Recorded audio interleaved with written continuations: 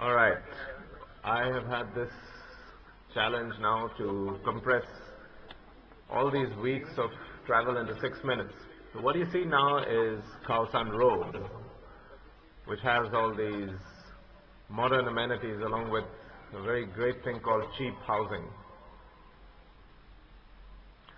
See, this is the national emblem of Thailand, which is basically Indra sitting on Airavat.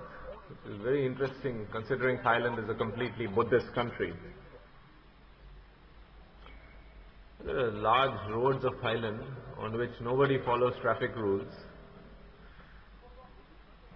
The beautiful palaces that are there like this in Thailand are completely invisible from the road. You cannot make out that such beautiful things are there. This is the Grand Palace, which is really pretty grand, covered in gold. Famous reclining Buddha, 3 meters high feet, 46 meters long.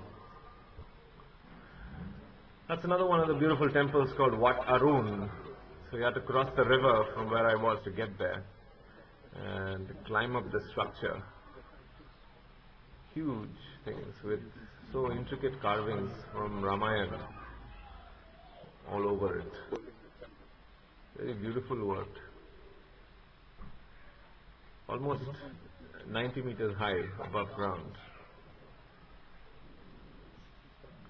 This is Ayutthaya, the old capital of Thailand, which was burnt by the Burmese in 1767. Huge city, let's say as big as Pune, completely laid down to dust. This kingdom was, the kingdom which used this as a capital lasted from 1350 to 1767. So you can see all these huge temples which were once covered in gold like Bangkok, now in rubble. One of the UNESCO World Heritage Centers. This is the reclining Buddha in Ayutthaya, which was there before the reclining Buddha in Bangkok was made. Absolutely beautiful. These incredible things like the Buddha head overgrown by a tree. After that we headed off to the floating market, which basically has turned very touristy, but it's a very beautiful concept. So we took a boat and traveled around a bit within the waters of the floating market. On the final day in Thailand, we went to this place called Prathom Chedi, which is the place where Buddhism first came to Thailand.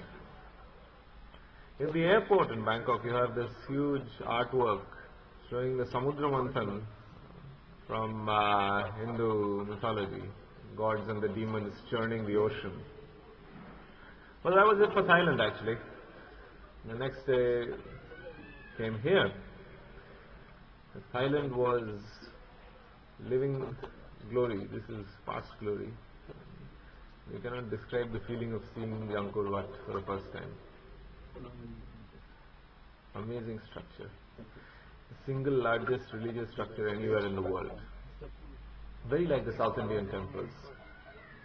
These are the world famous bas-reliefs.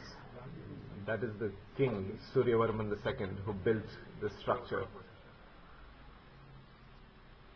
Meters and meters of bas-relief. Here you have the Samudra Manthan again, Hanuman over here, urging the gods to pull. This is the structure of the Angkor Wat from the second level. All these apsaras everywhere. You see the carvings which are made at great heights. Look at the steps. Then we went to a hill from where you can see Angkor Wat completely. Very beautiful at sunset. This temple is called the Bayon, where you have 240 faces of the king, Jayavarman II, who built it. He went around and commissioned 240 of his faces to be carved all over the place. Extremely eerie to look at. If you think about the king's power trip, it's very, very impressive. All these date back to the 11th and 12th centuries. And inside walls, you have these very, very intricate carvings, numerous carvings. If you see the detail And then it's simply amazing. And you have a stark reminder of who is boss. Now definitely nature has taken over and has overgrown the temples. But still you can see what this place was like by looking at the carvings. This was one of the most amazing places, at a waterfall where you had Vishnu images carved all over the place and 1000 Shivlingas all over the river. Simply amazing.